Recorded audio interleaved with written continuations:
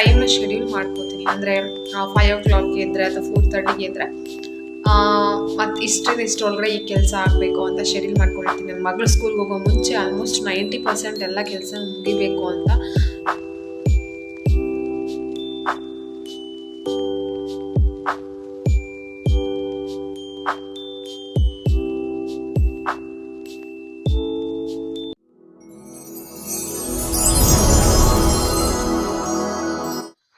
Hi, good morning friends. ಬೆಳಗ್ಗಿನ ಒಂದು climate weather ಯಾವ ರೀತಿ ಇದೆ ಅಂತ ನೀವು ನೋಡ್ತಾ ಇದ್ದೀರಾ. ಹೊರಗಡೆ ಮೂನ್ ಸೂಪರ್ ಆಗಿದೆ, ಒಂಥರ ಕತ್ತು ತುಂಬಾ ಚೆನ್ನಾಗಿದೆ. ಈ ಒಂದು ವಿಡಿಯೋನ ಕ್ಲಿಪ್ಪನ್ನು ಹಾಕ್ತಾ ಇದ್ದೀನಿ ಯಾಕಂದರೆ ಬ್ಯೂಟಿಫುಲ್ ಆಗಿತ್ತು ಇದು.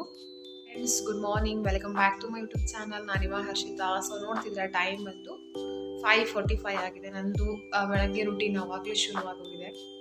ಸೊ 5 o'clock ಶುರುವಾಗಿದೆ. ಸ್ವಲ್ಪ ಅರ್ಲಿ ಮಾರ್ನಿಂಗ್ ಇವತ್ತು ವ್ಲಾಗ್ ಮಾಡ್ತಾ ಇದ್ದೀನಿ. ಅದು ನನ್ನ ಬೆಳಗ್ಗೆ ರೂಟೀನ್ ಹೇಗಿರುತ್ತೆ ಅಂತ ಕೆಲವೊಂದು ತೋರಿಸ್ತೀನಿ. ಸ್ವಲ್ಪ ಕೆಲಸ ಎಲ್ಲ ಇದೆ ನೋಡಿ, ಅಲ್ಲೆಲ್ಲ ಗೊಂಬೆಗಳೆಲ್ಲ ಕೆಳಗಡೆ ಇಟ್ಟಿದ್ದಾಳೆ. ಸೊ ಅದನ್ನೆಲ್ಲನೂ ಕೂಡ ಜೋಡಿಸಿಡಬೇಕು ಮೇಲ್ಗಡೆ. ಆಲ್ರೆಡಿ ತಿಂಡಿ ಬ್ರೇಕ್ಫಾಸ್ಟ್ ಎಲ್ಲ ರೆಡಿ ಆಗೋಗಿದೆ. ಸೊ ಏನು ಮಾಡಿದ್ದೀನಿ ಅಂತ ತೋರಿಸ್ತೀನಿ, ಬನ್ನಿ. ಸೊ ನೋಡ್ತಿದ್ದೀರಲ್ವಾ, ಬ್ರೇಕ್ಫಾಸ್ಟ್ ರೆಡಿ ಆಗಿದೆ. ಇದು ಬಂದು ಮೆಂತ್ಯ ಪರೋಟ, ಮೆಂತ್ಯ ಸೊಪ್ಪಿದು ಮಾಡಿದ್ದೀನಿ. ಸ್ವಲ್ಪ ನೋಡಿ, ತುಂಬ ಚೆನ್ನಾಗಾಗುತ್ತೆ. ಇದ್ರ ಜೊತೆಗೆ ಕರ್ಡ್ ಹಾಕ್ಕೊಂಡು ತಿಂದರೆ ತುಂಬ ಟೇಸ್ಟಾಗಿ ಆಗುತ್ತೆ, ಕರ್ಡ್ ಮತ್ತು ಪಿಕ್ಕಲು. ಸೊ ಇದು ಇವಾಗ ರೆಡಿ ಇದೆ. ಚಪಾತಿ ಎಲ್ಲ ರೆಡಿ ಮಾಡಿದ್ದೀನಿ. ಸೊ ನೋಡಿ, ಇಲ್ಲಿ ಕಿಚನ್ ಕೆಲಸ ಒಂದು 50% ಮುಗ್ದೋಗಿದೆ.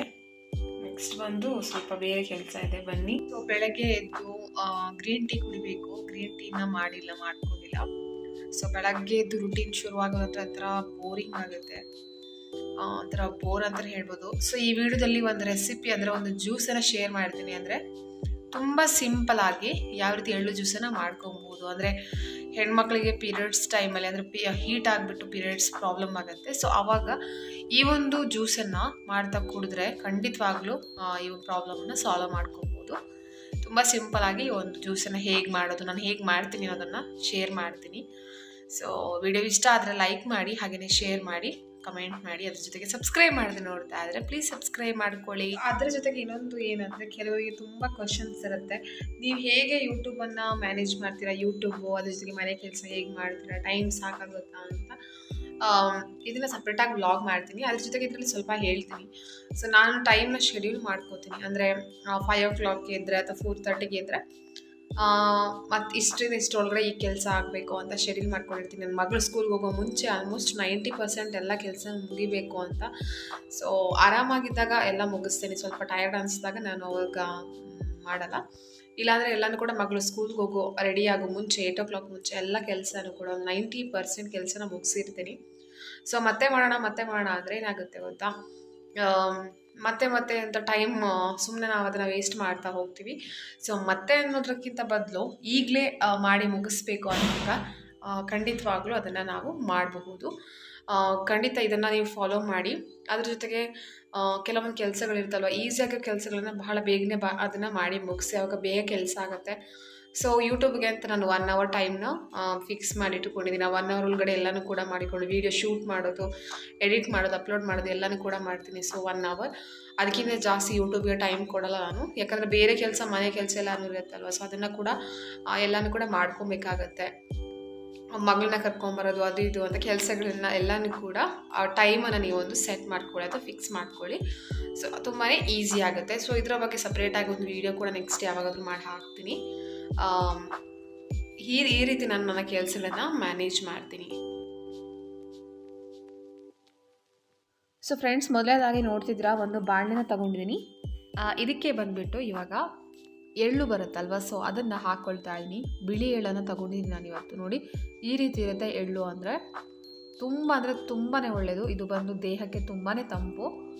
ಸೊ ಈ ಜ್ಯೂಸನ್ನು ನೀವು ಬೇಸಿಗೆಗಾಲದಲ್ಲೆಲ್ಲ ಮಾಡಿ ಕುಡಿದ್ರೆ ತುಂಬ ಚೆನ್ನಾಗಿರುತ್ತೆ. ಅದ್ರ ಜೊತೆಗೆ ನೀವೇನಾದರೂ ಪೀರಿಯಡ್ಸ್ ಪ್ರಾಬ್ಲಮ್ ಅಂದರೆ, ನಿಮಗೆ 1 ತಾರೀಕು ಆಗಬೇಕಿತ್ತು ಅಥವಾ 4-5 ದಿನ ಬಿಟ್ಟು ಮತ್ತೆ ಆಗ್ತಾಯಿದೆ, ತುಂಬ ಟೈಮ್ ಡಿಲೇ ಆಗ್ತಾ ಇದೆ ಅಂದರೆ ಏನಾಗುತ್ತೆ, ಕೆಲವರ ಬಾಡಿ ಹೀಟ್ ಆಗಿದ್ರೂ ಕೂಡ ಆಗುತ್ತೆ. ಸೊ ಆವಾಗ ನೀವು ಈ ಒಂದು ಜ್ಯೂಸನ್ನು ಮಾಡಿ ಕುಡಿಯೋದ್ರಿಂದ ಏನಾಗುತ್ತೆ, ತುಂಬ ತಂಪು, ಇದು ತುಂಬಾ ಒಳ್ಳೆಯದು.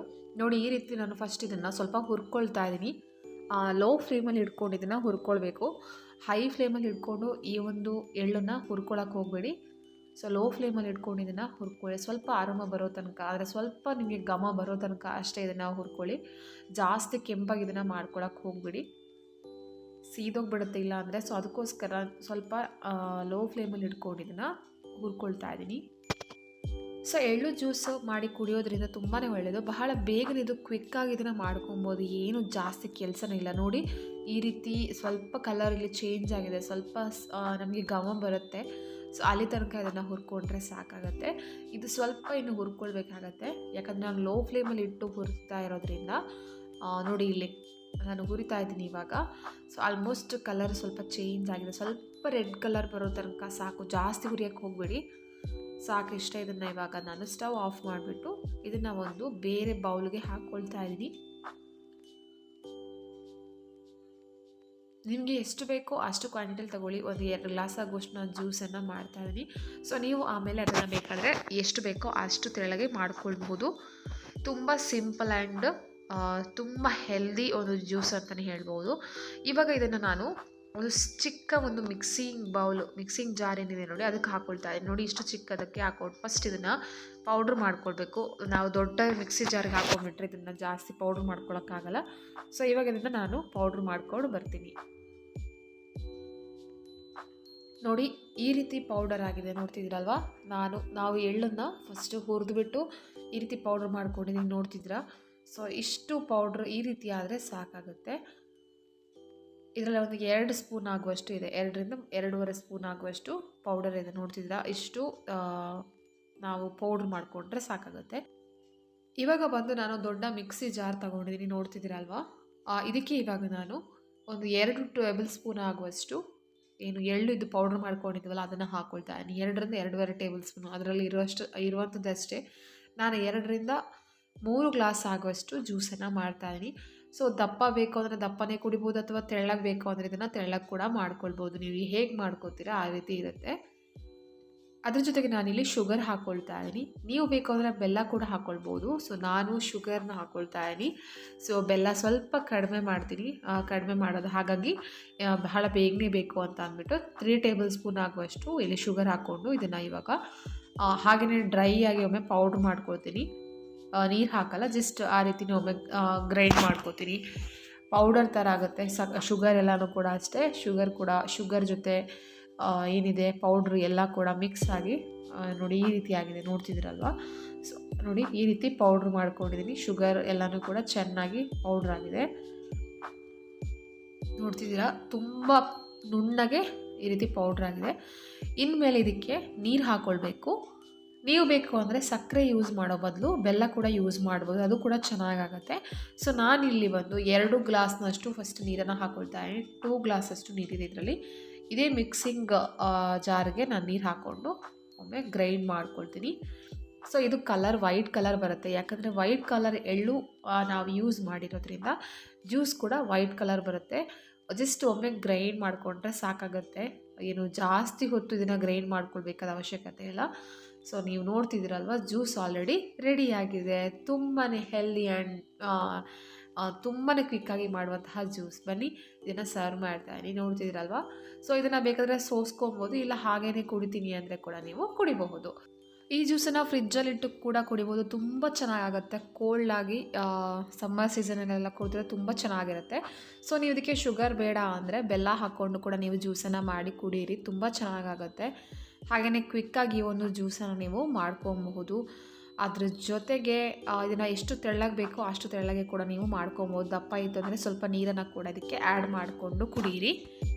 ಫ್ರೆಂಡ್ಸ್, ಇವತ್ತಿನ ವ್ಲಾಗ್ ಇಷ್ಟ. ಎಲ್ರಿಗೂ ಕೂಡ ಈ ವಿಡಿಯೋ ಇಷ್ಟ ಆಗಿದೆ ಅಂತ ಅಂದ್ಕೊಂಡಿದ್ದೀನಿ. ಇಷ್ಟ ಆದರೆ ಪ್ಲೀಸ್ ಲೈಕ್ ಮಾಡಿ, ಶೇರ್ ಮಾಡಿ, ಕಮೆಂಟ್ ಮಾಡಿ, ಹಾಗೆಯೇ ಸಬ್ಸ್ಕ್ರೈಬ್ ಮಾಡೋದು ನೋಡ್ತಾ ಇದ್ದರೆ ಪ್ಲೀಸ್